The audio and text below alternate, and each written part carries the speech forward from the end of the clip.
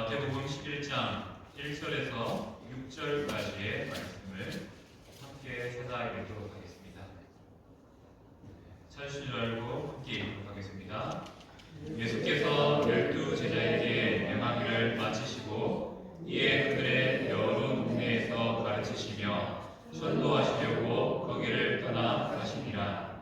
요한이 옥에서 그리스도께서 하신 일을 듣고 제자들을 보내어 예수께 여짜오되 오실 그이가 당신이 오리까 우리가 다른 이를 기다리오리까.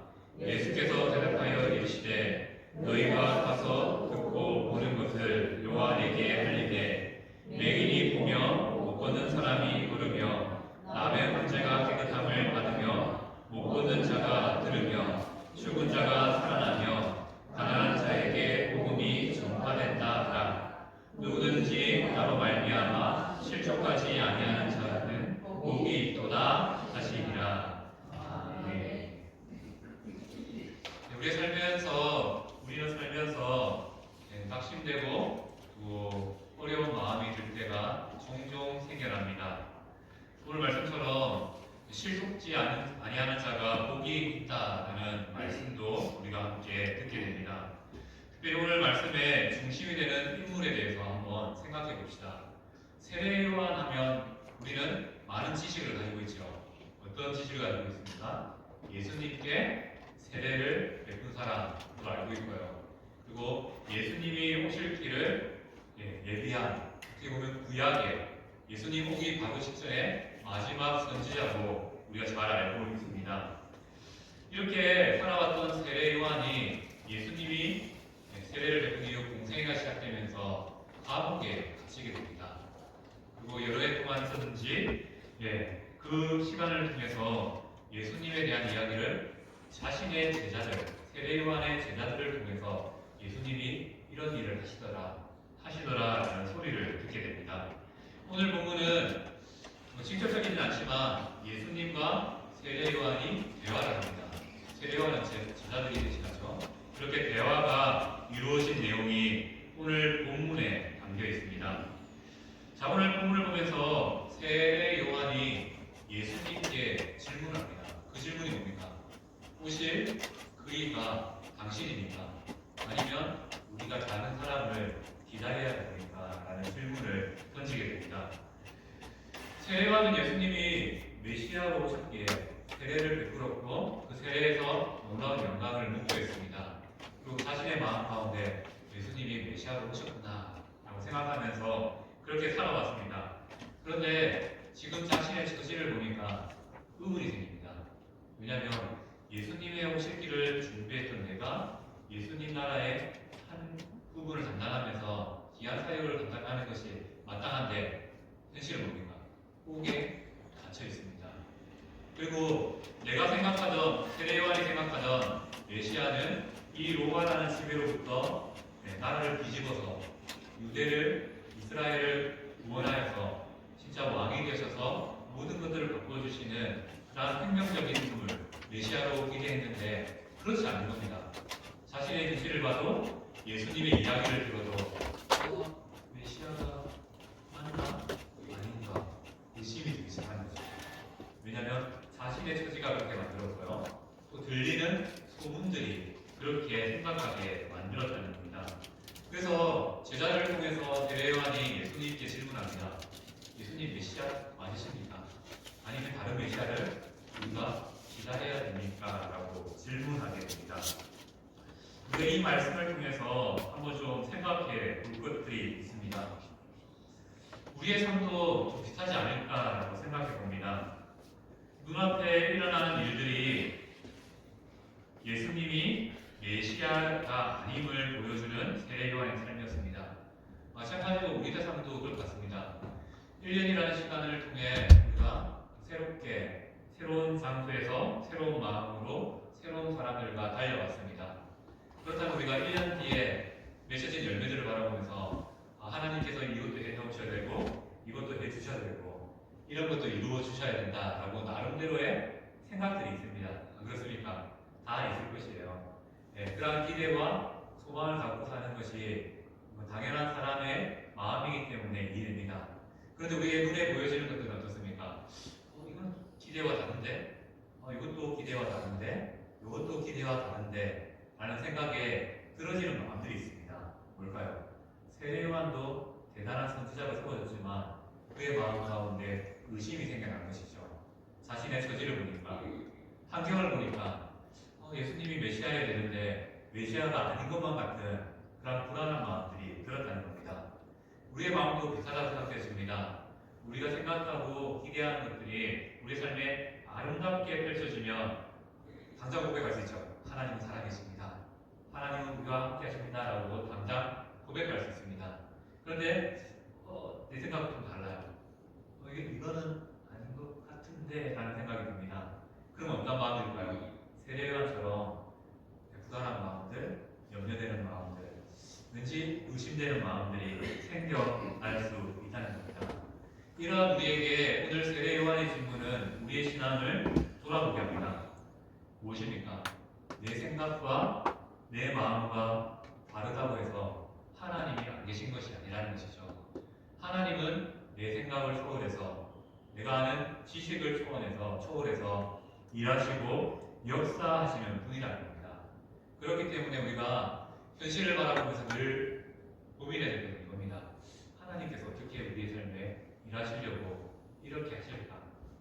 그리고 이러한 일들을 통해서 하나님 이거는 좀 아닌 것 같은데요 라고 마음이 들 때 하나님 내 안에 이러한 불안한 마음이 듭니다. 염려가 듭니다. 이 문제도 하나님께 맡깁니다.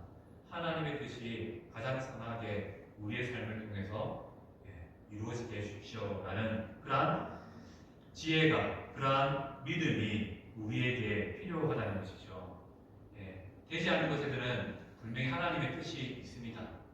내 생각과 다른 것에도 분명히 하나님의 뜻하신 바가 있습니다. 우리는 연약하기 때문에 의심이 생기고 불안이 생기지만 오히려 그 속에서 하나님의 뜻이 무엇일까 고민하는 것이 마땅한 성도의 지혜라는 것을 말씀하고 있습니다. 세례요한이 예수님을 온전히 이해하지 못함을 말미암아 그가 이러한 좀 안타까운 질문, 의심이 있는 그런 질문을 했습니다. 하지만 예수님은 어떻게 응답하십니까? 예수님은 세례요한의 무지를 책망하신 게 아니라 이사야서에 예언된 예수님의 행위들, 병자를 고치시고 귀신을 쫓아내시고 하는 그런 하나를 봐라. 이게 메시아라는 사실을 증명하지 않느냐. 그걸 보고 믿으라고 돌려서 이렇게 알려주신 것이죠. 그리고 나서 예수님은 여기서 멈추지 않고 이렇게 말하죠. 누구든지 나로 말미암아 실족하지 아니하는 자는 복이 있도다. 보시겠습니까? 하나님을 의심하여서 넘어지지 않는 자가 복되다라고 말합니다. 우리가 눈앞에 보이는 일 때문에 하나님을 의심하지 않는 자가 복되다라는 것이죠. 그러한 은혜가 우리 성도님의 삶 가운데 나타나기를 소망합니다. 이왕이면 지금 눈에 보이는 것들도 있고 좀 있어서 만족도 되고 기쁨도 되면 좋겠지만 그렇지 않더라도 우리가 믿는 하나님은 살아계십니다. 그리고 일하고 계십니다. 그리고 더 놀라운 일을 준비하고 계십니다. 그것을 신뢰하면요 우리가 하나님으로 말미암아 실족할 일이 있어도요 넘어갈 수 있는 믿음과 지혜가 있습니다. 바로 오늘 말씀은 그러한 지혜를 우리에게 말씀합니다. 그리고 예수님께서는 이렇게 말씀하신 이후에 이제 우리들에게 세례 요한에 대해서 설명합니다. 그가 어떤 사람이었던가 설명하는 것이죠. 한 예를 통해서 말하죠. 너희들이 세례 요한을 찾아갔던 적이 있지 않느냐? 광야로 왜 갔냐? 광야에 예쁘게 핀 갈대보러 갔냐? 아니지 않느냐? 그가 선지자인 것을 알기에 그 선지자임을 믿고 나가지 않았느냐라고 말합니다. 그와 더불어서 요한의 생애를 설명하십니다. 요한의 생애는 무엇입니까? 예수님이 오실 길을 준비하는 길을 여는 사람이었습니다. 그래서 이스라엘에 향하여서 회개하라, 천국이 가까이 왔느니라. 풀면 회개하십시오. 메시아 예수님이 오셨습니다. 라는 말씀을 선포하는 일을 감당했습니다. 그렇기 때문에 성경은 이렇게 말하죠. 이 세례요한을 향하여서 여자가 낳은 사람들 중에 세례요한이 제일 크다라고 말합니다. 근데 또 이어지는 말씀이 이렇게 말하죠. 그러나 천국에서는 극히 작은 자라도 세례요한보다 크다라고 말씀하고 있습니다. 이 말씀을 이해하기 위해서는 시대적인 상황을 이해해야 됩니다. 자, 우리가 우리 달력도 그렇지만 비포 크라이스트 BC와 아노 도미니 예수님이 왕으로 다스리기 시작하신 해 해서 AD로 나눠집니다. 그 중심에 예수님이 있죠. 바로 이 말씀도 그 중심에 예수님이 있습니다. 그래서 예수님 이전에 사람들 중에 가장 큰 사람은 누구라고요? 예수님의 오실 길을 예비했던 세례요한이라고 말씀하고 있습니다. 이보다 큰 칭찬이 있을 수 있을까요? 구약에 그렇게 많은 선지자들도 있었고 사람들도 있었고 다윗 왕도 있었는데 자신이 세례요한이 가장 큰 자라고 합니다. 왜요? 그는 예수님을 직전에서 마주했던 사람이기 때문입니다.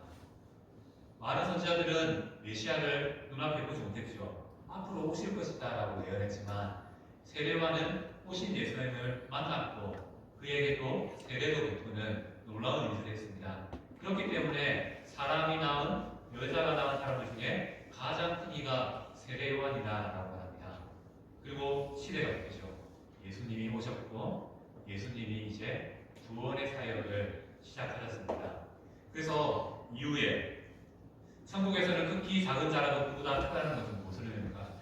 예수님을 아는 자, 예수님을 믿은 자는 예수님을 온전히 만나지 못했던 세례요한보다 클 수밖에 없다는 겁니다. 그래서 우리 신약 시대를 살아가는 모든 성도들은 세례요한보다 더 위대하고 큰 자가 됩니다. 왜요? 예수님을 알고 예수님을 믿었기 때문입니다. 이 사실을 기억하면서 우리가 교만은 아니고요. 성경에서 말하지 않습니까? 세례요한보다 더 큰 자, 복된 자다 라는 생각을 했으면 좋겠습니다. 왜요? 예수님을 알고 믿었기 때문에. 그 사실을 기억하면서 그렇다면 이 말씀과 함께 우리가 살펴봐야 될 12절의 말씀이 있습니다. 12절 이 말씀은 해석의 주의가 필요합니다. 이 의미를 어떻게 해석하냐에 따라서 완전히 다른 의미가 됩니다. 하지만 이 정확한 의미에 대한 것들은 다시 한번 설교를 통해서 자세하게 설명하도록 하겠습니다. 오늘은 천국 합장이라는 대세는 아무도 꺾을 수 없다라는 의미에서 천국은 침노당하나니 침노하는 자는 빼앗느니라라는 말씀을 천국 합장이라는 이 대세를 막을 사람이 없다라는 요지로 해석하고자 합니다. 자, 이 천국을 얻기 위해서는 투쟁이 필요합니다. 세례요한은 죄의 문제와 싸웠죠. 또 그의 모범이 되는 엘리야는 우상들과 싸웠습니다. 바로 죄의 문제에 적극적으로 대처하는 순종의 삶이 있었습니다. 바로 천국은 침노당하나니 침노당하는 자는 빼앗느니라는 말씀은 천국은 확장되는데 어떻게 확장된다고요? 바로 예수님께 순종하는 그 순종을 가지고 살아가는 사람, 특별히 더 구체적으로 말하면 죄와 싸워서 죄의 문제와 날마다 싸우는 자를 통해서 하나님 나라가 이 땅 가운데 점점 커져나간다라고 말씀하고 있습니다. 바로 우리의 신앙이 아무것도 아니지만 세례요한보다 큰 이유는 무엇입니까?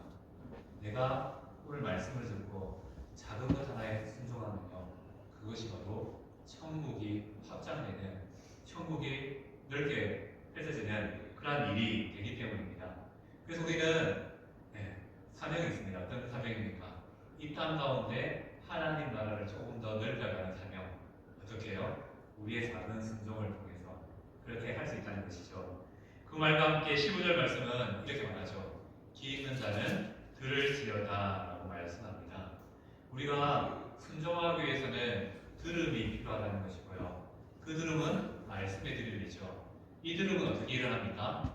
성령 하나님께서 우리의 삶에 빛을 비춰주실 때 말씀을 들으면요, 그 말씀이 내가 순종해야 될 말씀임을 깨닫게 됩니다. 그렇게 비 있는 자는 들을지어다라는 이 말씀 아래 우리가 구해질 것은 하나님께서 내 삶에 빛을 비춰주셔서 하나님의 말씀을 온전히 하나님의 말씀으로 받아들일 수 있는 믿음을 달라는 그러한 외침이 있는 기도가 되어야 된다는 것이죠. 그렇게 들려질 때 우리 삶은요, 순종을 통해서 하나님 나라를 이 땅 가운데 조금씩 넓혀가는 그러한 삶이 되고요. 그 넓힘 아래 또 누군가가 한 영혼이 주께로 돌아오는 아름다운 열매가 맺혀지는 삶이 된다라고 말씀하고 있습니다. 오늘 말씀을 정리하겠습니다. 세례요한도 정말 대단한 사람이죠. 그가 음식들, 맛있는 것들 다 포기하고 광야로 갔습니다. 그리고 메뚜기, 석청을 먹어가면서 어찌 보면 요즘에는 건강식이라고 말할 수 있겠지만 아니죠. 그 당시에 진짜 가난한 사람들이 먹던 사회에서 가지지 못한 사람들이 먹던 음식들을 취하면서 살았습니다. 그만큼 근력적으로 살았고 그만큼 중요한 사역을 감당해야 되기 때문에 그는 광야로 가서 죄에 대한 문제를 해결하는 그 사역을 감당했습니다. 그런 사역만 봐도, 그런 삶만 봐도 이 사람은 정말로 대단한 사람 같습니다. 그런데 하나님은요, 우리를 이 세례요한보다 더 큰 자다라고 말합니다. 그래요. 우리는 예수님을 믿고 그 말씀의 순종함을 통해서 하나님 나라를 확장할 수 있는 그런 사명을 가진 자이기 때문입니다. 그리고 우리의 작은 순종을 통해서 하나님께서 하나님 나라가 확장되는 그런 놀라운 은혜를 더입혀 주신다라고 말씀하고 있습니다. 우리에게 삶이 아무것도 아닌 게 아니고요. 우리가 작은 순종으로 나아갈 때 하나님 나라가 나를 통해서 넓어진다. 또 나를 통해서 가까운 이웃이 주께로 돌아오게 된다라는 생각을 마음을 품고 내게 주어진 자리에서 하나님이 원하시는 일들을 한번 꿈꾸며 또 순종하며 나아갈 수 있는 성도님 되시기를 소망합니다. 오늘 말씀처럼 비 있는 자는 성령의 조명하심 아래서 듣는 은혜가 나타나기를 축복합니다. 아멘. 이 시간 한번 기도하기를 소망합니다.